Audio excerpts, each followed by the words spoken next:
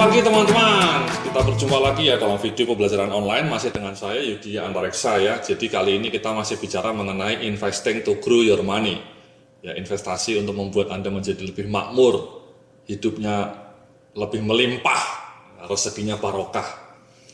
Jadi di segmen yang terakhir ini kita akan menyinggung ya secara sekilas mengenai asuransi dan unit link ya. Jadi di Indonesia asuransi unit link ini menjadi populer ya beberapa tahun terakhir, sejalan dengan kinerja indeks harga saham gabungan yang terus meningkat ya, yang Anda juga lihat di dalam video-video sebelumnya. Tapi 1 tahun terakhir ini indeks harga saham gabungan menjadi turun sehingga asuransi unit link juga menjadi kolaps ya kinerjanya. Kenapa? Karena emang asuransi unit link itu sebenarnya produk yang tidak banyak direkomendasikan oleh banyak perencana keuangan yang profesional dan independen. Ya, jadi lebih banyak kekurangannya dibanding keuntungannya bagi para pelanggan. Ya, kenapa unit link menjadi sangat booming ya beberapa tahun terakhir dulu ya? Karena mungkin iming-imingnya dengan membeli asuransi unit link Anda mendapatkan return investasi yang magnus. Itu mungkin bisa terjadi kalau memang investasi reksadana yang mereka alokasikan itu naik ya. Kan kalau misalnya investasi yang ditanamkan oleh uang unit link itu investasinya tidak bagus, otomatis kinerja unit link juga akan jeblok. Mari coba kita lihat ya. Jadi memang asuransi unit link ini menggabungkan 2 elemen, yakni proteksi dan investasi. 2 hal yang sebaiknya tidak digabung. Kenapa? Karena proteksi itu sebenarnya tujuan utamanya yang menyimpan uang. Anda kalau asuransi pendidikan misalnya, yang murni asuransi seperti saya punya ya, asuransi pendidikan, itu murni asuransi ya. Jadi memang saya menyimpan uang tiap tahun ada preminya dan kemudian nanti uang itu selalu dikembalikan pasti sesuai dengan janji yang tercantum dalam perjanjiannya ya.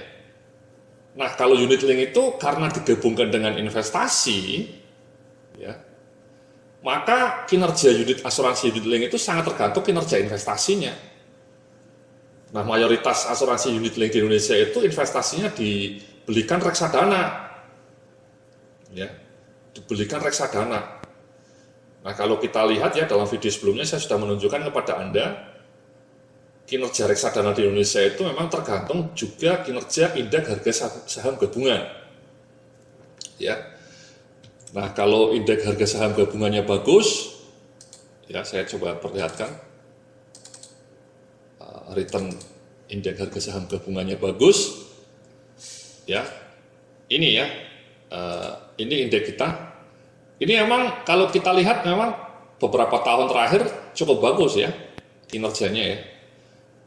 Yang saya kasih warna hijau ini ya. Jadi asuransi unit link itu booming ketika tahun 2010-2011an ya, 2009 mulai. Karena memang kalau Anda perhatikan tuh kinerja indeks harga saham gabungan meloncat ya 87%, tahun berikutnya 46%. Sehingga ketika Anda beli asuransi unit link di tahun-tahun ini mungkin bagus ya kinerjanya ya. Tapi kalau kemudian tahun ini ya, ini merah, kinerjanya jeblok ya. Otomatis kinerja asuransi unit link Anda juga akan jeblok. Kenapa? Karena kinerja investasi asuransi unit link itu biasanya mencerminkan atau dicerminkan oleh pertumbuhan indeks harga saham gabungan juga. Ya.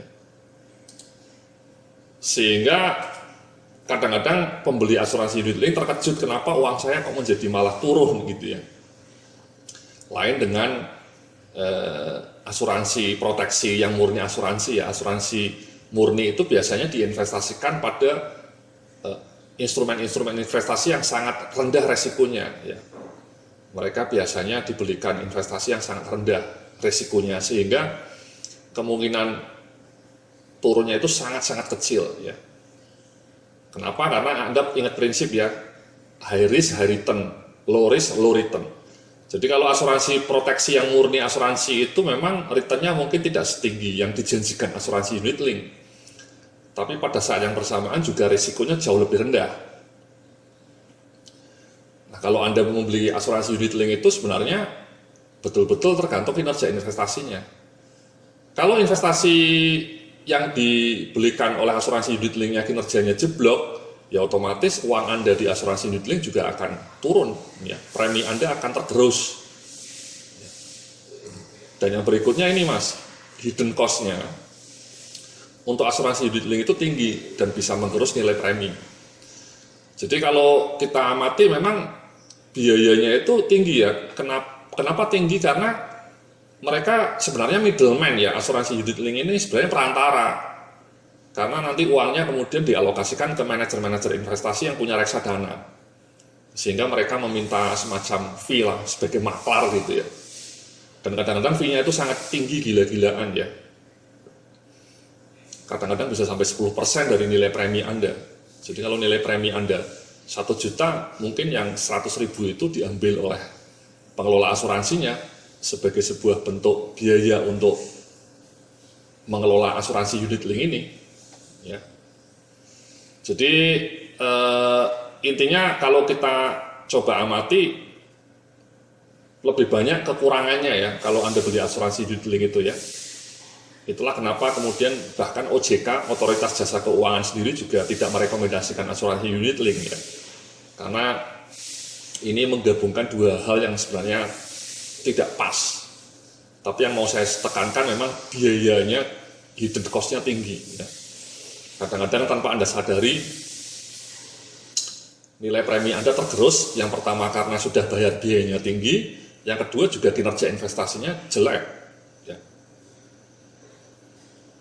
Nah kalau Anda misalnya mau investasi, ya investasi saja, asuransi saja, ya saya bilang ya. Jadi kalau Anda mau beli asuransi, ya asuransi saja, beli asuransi pendidikan yang banyak dijual itu ya. Sementara kalau investasi ya investasi, jadi Anda alokasikan uang untuk asuransi pendidikan sendiri, untuk pendidikan anak-anak Anda, dan asuransi pendidikan sudah sangat banyak ya, asuransi jiwa, asuransi pendidikan. Sementara kalau Anda mau investasi ya sebaiknya dipisah, Anda membeli sendiri lewat reksadana, tidak usah melalui asuransi unit link. Kenapa? Karena Anda tidak bebas memilih reksadana Anda. Ya. Tadi Anda mungkin tidak bisa membeli produk yang bagus ya, reksadana yang saya rekomendasikan kan tadi ya Pani Dana Maksimal sama Schroder. Kalau Anda investasi reksadana via asuransi unit link, Anda tidak punya hak untuk menentukan reksadana apa yang akan Anda beli. Itu tergantung asuransinya, ya. Dan biayanya mahal. Ngapain harus beli reksadana atau investasi via asuransi unit link yang nambah-nambahin biaya? Kenapa Anda tidak langsung membeli investasi sendiri, datang ke bank BCA, Bank Mandiri, beli sendiri reksadananya? Ya, jadi kesimpulannya sekali lagi kalau Anda sudah punya asuransi unit link ya sudah terlanjur ya, tidak apa-apa ya, diselesaikan ya. Tapi kalau Anda belum membeli, saya tidak merekomendasikan itu, ya. Jadi sebaiknya kalau Anda mau membeli asuransi murni saja, asuransi pendidikan, asuransi jiwa yang banyak di pasaran. Kemudian kalau Anda mau membeli investasi, ya belilah sendiri melalui reksadana. Jangan pernah tergoda dengan iming-iming produk asuransi unit link.